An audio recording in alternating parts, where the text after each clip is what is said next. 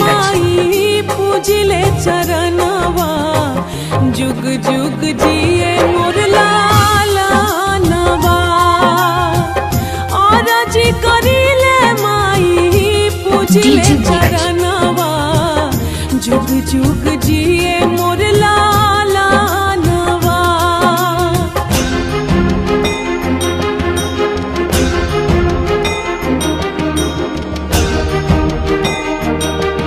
DJ Neeraj रखी है माई हमार गोदिया सवार के मांगतानिया चारा पसार के।